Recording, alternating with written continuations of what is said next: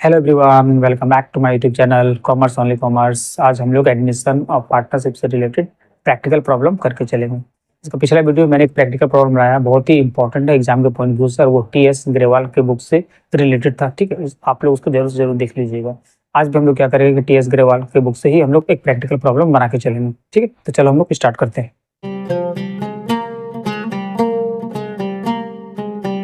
तो चलिए सबसे पहले हम लोग क्या करते हैं कि क्वेश्चन को रीड कर लेते हैं, उसके बाद फिर हम लोग revaluation account, partners capital account और फिर बैलेंस शीट हम लोग यानी कि न्यू बैलेंस शीट हम लोग बना के चलेंगे। ठीक है, क्या बता रहा है कि X and Y share profit in the ratio 5:3। X और वाई जो है वो ओल्ड पार्टनर है और उन लोग का जो ओल्ड रेशियो है वो 5:3 है, यानी एक्स का जो है वो 5/8 है और वाई का जो है वो 3/8 है। ठीक, their balance sheet as of 31 March 2023 as follow. उसका बैलेंस शीट दे रहा 31 मार्च 2023 का बैलेंस शीट क्या बता रहा है, यानी कि पुराना बैलेंस शीट में क्या बता रहा है, क्रेडिटर जो है वो 15,000 है, एम्प्लॉइज प्रोविडेंट फंड जो है वो 10,000 है, वर्कमैन कंपनसेशन रिजर्व जो है वो 5,800 है, कैपिटल जो है एक्स और वाई का कैपिटल दे दिया 70,000 एक्स का और वाई का जो है वो 31,000 दे दिया, टोटल 1,01,000 जो है उसका कैपिटल हो गया। ठीक है, ये टोटल मेरा बैलेंस शीट का जोड़ आ गया ना, 1,31,800 आ गया।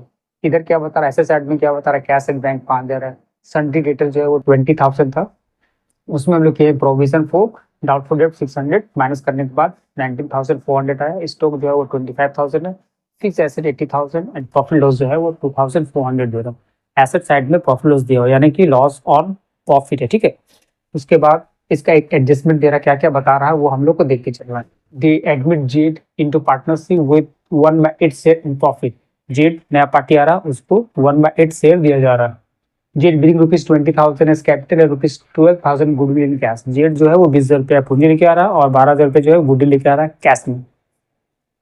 Z acquire his share इंटरली from x. Z को जो शेयर मिल रहा है वो टोटल एक्स जो शेयर मिल रहा है वो कहाँ से मिल रहा है, वो एक्स मिल रहा है। ठीक है, अब क्या बता रहा है कि employees provident fund liabilities increase by ₹5,000। जो इम्प्लॉइज प्रोविडेंट फंड लाइबिलिटीज जो था, यानी कि यहाँ पर जो 10,000 था वो बढ़ के 15,000 हो गया। यहाँ पर बोल रहा है कि वो 5,000 बढ़ रहा है, यानी कि 10 से 15,000 हो गया। ठीक है, ऑल डेटर्स आर गुड्स। जितना भी डेटर्स था वो सब गुड है, अच्छी कैटेगरी का, अच्छे है, यानी कि बैड में कोई संभावना नहीं है। So no provision is required, इसलिए प्रोविजन का कोई भी रिक्वायरमेंट नहीं है। ठीक है, stock includes ₹3,000 for obsolete items. ठीक है, उसके creditors are to be paid ₹1,000 more और fix asset are to be revalued ₹70,000। ठीक है, अब हम लोग revaluation account, partners capital account और बैलेंस शीट, जो न्यू बैलेंस शीट है वो किस तरह से हम लोग बना के चलते हैं वो हम लोग देखते हैं। सबसे पहले हम लोग क्या करेंगे कि जो पुराना बैलेंस शीट को हम लोग देखते हैं। ठीक है, यानी कि सॉल्यूशन करने का जो तरीका होता है वो हम लोग क्या करते हैं कि सबसे पहले हम लोग पुराना बैलेंस शीट देखते हैं। पुराना बैलेंस शीट में देखो यहाँ पर कैपिटल दिया हुआ है एक्स और वाई का 70,000 और 31,000। इसको हम लोग एंट्री क्या करते हैं, इसको हम लोग डायरेक्ट क्या करना है कि पार्टनर्स कैपिटल में क्रेडिट साइड में डायरेक्ट हम यहाँ पर क्या कर देंगे, बाय बैलेंस BD करके लिख देंगे। एक्स का 70,000 रुपया और वाई का जो है वो 31,000 रुपीज लिख देंगे। ठीक है, ये हुआ। उसके फिर क्या बता रहा, वर्कमैन कंपनसेशन रिजर्व 5,800 दिया। ये रिजर्व है, यानी general reserve, undisclosed profit loss होता था, जनरल रिजर्व होता, तो उसका ट्रीटमेंट हम लोग किस तरह से करके गए थे, इससे रिलेटेड वीडियो भी मैंने अपलोड कर दिया है। उसमें क्या होता था कि जो भी जनरल रिजर्व होता है उसको हम लोग क्या करते हैं कि ओल्ड पार्टनर में ओल्ड रेशियो के हिसाब से डिस्ट्रीब्यूट कर देते हैं। ठीक है, और उसको हम लोग पार्टनर्स कैपिटल में ट्रांसफर करके चलते हैं। यानी कि इसको हमको क्या करना है कि पार्टनर्स कैपिटल में बाय जनरल रिजर्व करके यहाँ लिख देंगे, और कितना अमाउंट है 5,800 है, तो 5,800 का ओल्ड रेशियो कितना दे रहा, 5/8 दे रहा, यानी कि एक्स को कितना मिलेगा और वाई को कितना मिलेगा, 5,800 है, ये 5/8 हो जाएगा एक्स का, और 5,800 जो है वो 3/8 जो है मेरा वाई का हो जाएगा। ठीक है, तो कितना होगा, ये 3,625 हो जाएगा और ये कितना होगा 2,175। ठीक है, इसको हम लोग क्या करना है यहाँ लिख देना है, यानी कि 3,625 और फिर 2,175 लिख देना। ठीक है, उसके बाद क्या बता रहा है, एम्प्लॉइज प्रोविडेंट फंड 10,000 रुपया है, ये मेरा लाइबिलिटीज है। ठीक है, ये सारा जो है वो लाइबिलिटी साइड में दिया हुआ है। तो एम्प्लॉइज प्रोविडेंट फंड के बारे में क्या बता रहा है कि ये 10,000 रुपीज है, इसके बारे में कुछ बता रहा है। देखो बता रहा है कि employees provident fund liabilities increase by ₹5,000, यानी कि जो लाइबिलिटीज है वो 5,000 मेरा बढ़ जा रहा है, यानी 10,000 था उसके बाद 5,000 एक्स्ट्रा बढ़ जा रहा है। तो लाइबिलिटीज को हम लोग क्या करते हैं, जब भी कोई लाइबिलिटीज बढ़ता है या घटता है, फिर कोई भी एसेट घटता है या बढ़ता है, तो इसको हम लोग कहाँ ट्रीटमेंट करके चलते हैं, इसको हम लोग रिवैल्यूएशन अकाउंट में ट्रीटमेंट करके चलते हैं। रिवैल्यूएशन अकाउंट बनाने का तरीका क्या है, हम मेरे पिछले क्लास में बताया था, जब भी कोई लाइबिलिटीज अगर बढ़ता है तो उसको हम लोग क्या करते हैं कि रिवैल्यूएशन अकाउंट का डेबिट साइड में लिखते हैं। और अगर कोई एसेट घट जाता है तो भी उसको हम लोग रिवैल्यूएशन अकाउंट का डेबिट साइड में लिखते हैं। यानी दो आइटम जो होता है उसको हम लोग रिवैल्यूएशन अकाउंट का डेबिट साइड में लिखते हैं। एक तो लायबिलिटीज अगर बढ़ी है तो हमको रिवैल्यूएशन अकाउंट का डेबिट साइड में लिखेंगे, और अगर एसेट घटी है तो उसको हम लोग रिवैल्यूएशन अकाउंट का डेबिट साइड में लिख के चलते हैं। और उसका उल्टा, यानी कि कोई भी लायबिलिटीज अगर घट जाता है तो उसको रिवैल्यूएशन अकाउंट में क्रेडिट साइड में लिखते हैं, और अगर एसेट का वैल्यू बढ़ जाता है तो भी उसको हम लोग क्या करते हैं, क्रेडिट साइड में लेके चलते हैं। ये जो एम्प्लॉइज प्रोविडेंट फंड जो है वो एक लायबिलिटीज है और वो बढ़ रहा है, कितना बढ़ रहा है, 5,000 बढ़ रहा है। इसको हम लोग क्या करेंगे, रिवैल्यूएशन अकाउंट का डेबिट साइड में लिख देंगे। यानी कि यहाँ पर क्या लिखेंगे हम लोग, टू एम्प्लॉइज प्रोविडेंट फंड, 5,000 बढ़ गया, ये 5,000 रुपये लिख दी, ठीक है। उसके बाद क्रेडिटर बता रहा 15,000 रुपये, क्रेडिटर के बारे में कुछ बता रहा, हाँ D number, creditors are to be paid ₹1,000 more, creditor को 1,000 रुपया एक्स्ट्रा पे करना पड़ेगा, यानी ज्यादा पेमेंट करना पड़ेगा। यानी 15,000 का जगह पर हमको क्या करना है, 16,000 पेमेंट करके चलना। यानी कि 1,000 रुपया जो है वो ज्यादा पेमेंट करके चलना, यानी 1,000 जो है वो लायबिलिटीज मेरा बढ़ गई है, तो लायबिलिटीज बढ़ गया तो उसको भी क्या करेंगे, रिवैल्यूएशन अकाउंट का डेबिट साइड में लिख देंगे, टू क्रेडिटर्स करके, ये कितना लिख दिया हम लोग, 1,000 रुपये, ठीक है। उसके बाद और कुछ है, और कुछ नहीं है। उसके बाद फिर हम लोग इधर देख के चलते हैं, ठीक है। कैश एंड बैंक छोड़ पे सन्डी डेटर 20,000 था और उसमें 6,000 माइनस करके ये 19,400 आ गया। सन्डी डेटर मेरा क्या होता है, एसेट होता है, ठीक है। तो ये 19,400 हो गया। इसके बारे में क्या बता रहा है कि ओल्ड डेटर्स आर गुड, सब डेटर गुड्स हो गया, जिसको हम लोग बैड डेट माने थे कि पैसा वो नहीं मिलेगा, तो वो भी गुड हो गया। इसीलिए क्या करा कि नो प्रोविजन इज रिक्वायर्ड, यानी कोई भी प्रोविजन रिक्वायर्ड करने की जरूरत नहीं है। यानी कि जिसको हम लोग माइनस कर दिए थे उसको हम लोग फिर से एड करके चलना, यानी 19,400 जो कर दिए थे अब उसको 600 बढ़ा देना, फिर 20,000 हो जाएगा। यानी कि मेरा जो एसेट है वो मेरा बढ़ जा रहा है। तो हम लोग यहाँ पर क्या करेंगे, यहाँ लिखेंगे by provision for doubtful debts, कितना बढ़ गया, ये मेरा 600 रुपये बढ़ गया, ठीक है। तो उसके बाद स्टॉक 25,000 है। स्टॉक के बारे में क्या बता रहा है, stock include ₹3,000 for obsolete item, यानी कि 3,000 रुपया का इंक्लूड आइटम था जो कि डैमेज टाइप का था, ऑब्सोलेट था, खराब था, ठीक है। तो इससे क्या रहा, मेरा स्टॉक का वैल्यू घट जा रहा है। तो स्टॉक का वैल्यू घटेगा तो वो क्या करेंगे, रिवैल्यूएशन अकाउंट का हम लोग डेबिट साइड में लिख देंगे, कितना, टू स्टॉक करके ये हम लोग 3,000 रुपीज लिख देंगे, ठीक है। उसके बाद फिर क्या बता रहा है, फिक्स एसेट 80,000 रुपया, फिक्स एसेट के बारे में बता रहा है कि fix asset are to be revalued ₹70,000।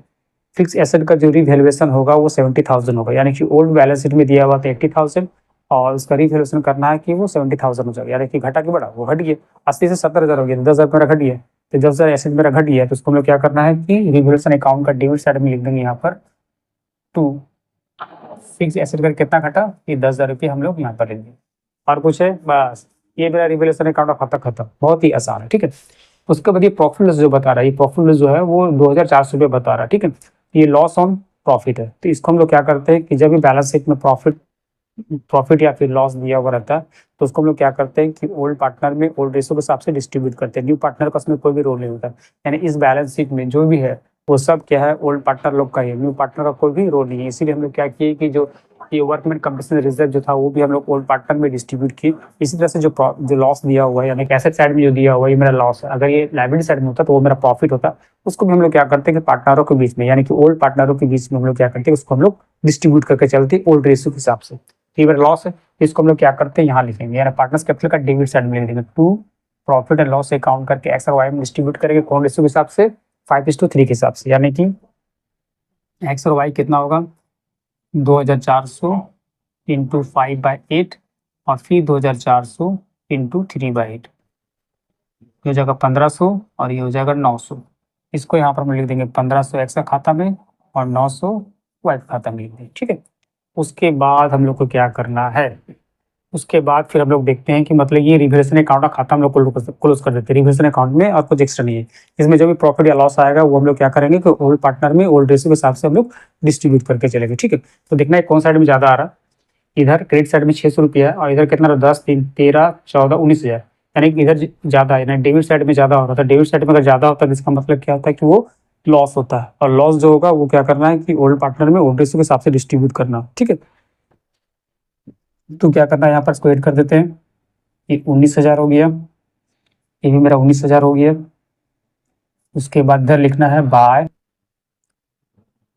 Partners capital करके, ये लॉस हो गया, इसको एक्स और वाई में डिस्ट्रीब्यूट करना, कितना हो रहा है, 19,000 में से 600 जाएगा तो 18,400 बचेगा, ठीक है। ये 18,400 है, 18,400 को एक्स और वाई में कौन रेशियो से डिस्ट्रीब्यूट करना है, 5:3 के हिसाब से डिस्ट्रीब्यूट करके चलना। यानी कि एक्स में कितना जाएगा, वाई में कितना जाएगा, 18,400 का 5/8 और यहाँ 18,400 का 3/8, तो कितना होगा, ये हो जाएगा 11,500 और ये हो जाएगा 6,900। ठीक है, यहाँ लिख देंगे हम लोग 11,500, यहाँ लिख देंगे 11,500 प्लस 6,900, ये मेरा 18,400 हो गया। चूंकि मेरा लॉस है तो इस लॉस को हम लोग किधर लेके चलना है, इस लॉस को हम लोग क्या करेंगे कि पार्टनर्स कैपिटल अकाउंट का डेबिट साइड में लिख देंगे। यहाँ लिखेंगे टू रिवैल्यूएशन अकाउंट करके 11,500 और यहाँ पर 6,900 लिख दिए। ठीक है, उसके बाद और कुछ छूट रहा है, और अब देखते हैं जेड के बारे में। Z bring ₹20,000 as capital, Z जो है वो 20,000 रुपया कैपिटल लेके आया। ठीक, तब भी पार्टी कैपिटल लेके आएगा तो हम क्या करते हैं, बाय कैश या बाय बैंक करके कुछ भी लिख सकते हैं। बाय बैंक करके यहाँ लिख दिए, जेड कितना लेके आया था, 20,000 रुपया कैपिटल लेके आया। और उसके बाद एंड 12,000 गुडविल इन कैश, 12,000 रुपये जो है वो गुडविल लेके आया है कैश में। तो ये जो गुडविल लेके आया है, गुडविल को हम लोग क्या करेंगे कि ओल्ड पार्टनर लोग में डिस्ट्रीब्यूट कर देते हैं, किस रेशियो के हिसाब से, सेक्रीफिकेशन रेशियो के हिसाब से डिस्ट्रीब्यूट कर देते हैं। ठीक है, ओल्ड रेशियो कितना दिया होगा, तो पहले हम लोग लिख देते हैं ओल्ड रेशियो जो है, old ratio of X and Y 5:3 था, यानी कि 5/8 है और 3/8 है। ठीक, फिर क्या बता रहा है कि जेड को 1/8 शेयर मिला। ठीक है, यानी जेड का न्यू रेशियो जो है, जेड्स न्यू रेशियो जो है वो 1/8 है। ठीक, फिर क्या बता रहा कि Z acquire is share entirely from x, x से वो टोटल इंटायरली मतलब के ले लिया है, यानी कि वो वाई से कुछ नहीं लिया है, वो सारा जो है वो एक्स से लिख लिया है। यानी कि वाइज न्यू रेशियो जो रहेगा वो सेम रहेगा, उसमें कोई चेंजिंग नहीं है, 3/8 का 3/8 रहेगा। चेंजिंग तो जो है वो सिर्फ और सिर्फ एक्स में होकर चलेगा, क्योंकि एक्स से वो लेके चल रहा है, तो एक्स से कितना ले रहा है, 1/8 ले रहा है। ठीक है, तो यहाँ पर हम लोग देखते हैं एक्स न्यू शेयर कितना होगा, उसका पुराना था 5/8 और वो दे दिया 1/8 दे दिया, तो कितना बचा, 4/8 बच गया, यानी कि न्यू रेशियो कितना हो गया, 4:3:1 हो गया। ठीक है, ये 4:3:1 न्यू रेशियो हो गया। अब सेक्रीफिकेशन रेशियो कितना होगा एक्स का जो था ओल्ड रेशियो था 5/8 और न्यू रेशियो है 4/8, यानी कि 1/8 सेक्रीफाई किया। और वाई का क्या होगा, वाई का 3/8 ही था और न्यू रेशियो भी 3/8 है, यानी कि सेक्रीफिकेशन कुछ नहीं किया, नील है ना, इसको गेन हो रहा है ना सेक्रीफिकेशन हो रहा है, यानी कि जो प्रीमियम लेके आएगा वो प्रीमियम सारा किसको मिलेगा, सिर्फ और सिर्फ एक्स को मिलेगा। तो इसको हम लोग क्या करेंगे, पार्टनर्स कैपिटल अकाउंट में लिखेंगे by premium for goodwill X में लिख देंगे, ये 12,000 रुपये हम लोग लिख देंगे। ठीक है, ये मेरा पार्टनर्स कैपिटल अकाउंट का खाता क्लोज करके चलना है, ये हम लोग यहाँ पर क्लोज कर देंगे। ये वो जेड का 20,000 रुपया है, इसका कितना होगा, 21×2 32,175, और इसका कितना होगा 70 82 85,625 85,625। अब यहाँ इसको भी यही चीज लिख देना है, यानी कि 85,625, फिर इधर हो गया 33,175 और इधर हो गया 20,000 रुपये। अब ये माइनस करके चलना है, यानी कि यहाँ लिखेंगे टू बैलेंस सी डी करके, यानी कि 85,675 रुपया में से हम लोग क्या करेंगे, 13,000 रुपये घटा देंगे, यानी कितना होगा 72,675, ये हो गया। इसमें कितना था, 33,175, 33,175 में से 7,800 माइनस करेंगे तो कितना होगा, 25,375 होगा। ठीक है, और ये मेरा 20 का 20,000 हो गया। ये मेरा पार्टनर्स कैपिटल का खाता क्लोज। अब हम लोग को बैलेंस शीट करके चलना है। बैलेंस शीट में देखो सबसे पहले कैसे दिया, जैसे दिया रहा उसी हिसाब से करके चलना। क्रेडिटर में दिया हो तो 15,000 रुपया, यहाँ पे लिखेंगे क्रेडिटर्स 15,000 रुपये दिया हुआ था, लेकिन यहाँ पर क्या हुआ कि 1,000 रुपये बढ़ गया, यानी कि 15 से कितना हो गया, वो 16,000 हो गया। तो यहाँ पर हम लोग क्या करेंगे, 16,000 रुपये लिखेंगे। उसके बाद इम्प्लॉइज प्रोविडेंट फंड कितना था, 10,000 था और वो 5,000 बढ़ गया था, यानी 15,000 हो गया। तो यहाँ लिखेंगे इम्प्लॉइज प्रोविडेंट फंड, ये 15,000 रुपये लिखेंगे। ठीक है, उसके बाद वर्कमैन कंपनसेशन रिजर्व 5,800, ये तो हम लोग पार्टी के बीच में डिस्ट्रीब्यूट कर दिए, इसलिए इसको हमको एंट्री करके नहीं चलना। ठीक है, उसके बाद ये मेरा वर्कमैन कंपनसेशन रिजर्व होगा। ठीक है, ये मेरा वर्कमैन कंपनसेशन रिजर्व। उसके बाद फिर कैपिटल अकाउंट हम लोग को लेके चलना है, कैपिटल अकाउंट, यानी कि यहाँ पर कैपिटल अकाउंट एक्स वाई और जेड कौन सा लेके चलना है, ये लेके चलना है 72,675, फिर 25,375 और 20,000 लेके चलना, यानी कि यहाँ लिखेंगे हम लोग एक्स का 72,675, 25,375 और फिर मेरा 20,000 रुपये, ये हमको यहाँ पे लिख देना है, ठीक है। उसके बाद इधर का खाता क्लोज, अब इधर कुछ नहीं। उसके बाद हम लोग को अब यहाँ पर देखना है एसेट साइड में। एसेट साइड में कैश कितना दिया हुआ था, कैश का बारे में ध्यान देना। कैश एट बैंक जो है वो मेरा 5,000 रुपये दिया, ठीक है। इसमें कुछ जुटता है, जुटता क्या है, जैसे कि मान लो कि जो नया पार्टी जो है वो 20,000 रुपये कैपिटल लेके आया, 12,000 गुडविल लेके आया, यानी कि कैश पे लेके आया, तो कैश तो मेरा बढ़ जाएगा। तो 20 और 12 कितना हो गया, 32,000। 32,000 प्लस 5,000 कितना होता है, ये मेरा टोटल 37,000 रुपये हो जाएगा, ठीक है। उसके बाद संडी डेटर, संडी डेटर को क्या करना है, संडी डेटर के बारे में क्या बताया कि 19,400 था, लेकिन यहाँ पर बता दिया कि वो सब गुड था, यानी कि जो माइनस किए थे फिर से हम उसको ऐड करके चल रहा है, यानी कि इसको 20 का 20 ही रहने देना। 6,600 बढ़ा दिए थे, तो ये 20,000 हो गया मेरा। फिर उसके बाद क्या, स्टॉक, स्टॉक मेरा कितना था, 25,000 था, ठीक है। इसमें से 3,000 रुपये बता रहा है कि 3,000 रुपये जो ऑब्सोलेट हो गया था, यानी कि वो कितना हो गया मेरा, 22,000 रुपये हो गया। और उसके बाद फिर फिक्स एसेट मेरा कितना था, 80 था, लेकिन वो 70,000 हो गया, यहाँ 70,000 लिख देंगे। और ये प्रॉफिट लॉस तो मेरा होगा नहीं, प्रॉफिट लॉस को क्योंकि हम लोग ये क्या किया, पार्टनर्स कैपिटल अकाउंट में इसको हम लोग डिस्ट्रीब्यूट कर गए हैं, ठीक है। जिसको हम लोग पार्टनर्स कैपिटल में डिस्ट्रीब्यूट कर देते हैं उसको हम लोग फिर न्यू बैलेंस शीट में लिख के नहीं चलते, ठीक है। उसके बाद हम लोग क्या करेंगे, इन दोनों को जोड़ देंगे, इधर का और इधर का लोग जोड़ देंगे, दोनों का सेम होना चाहिए, ठीक है। दोनों का सेम आ गया तो सही हो गया सर, ठीक है। और अगर वीडियो अच्छा लगे तो प्लीज़ इसे सब्सक्राइब करना, लाइक भी करना और अपने फ्रेंड लोग को शेयर भी करके चलना। मिलते हैं नेक्स्ट वीडियो में, तब तक के लिए बाय। आप लोग प्रैक्टिस करते रहिए।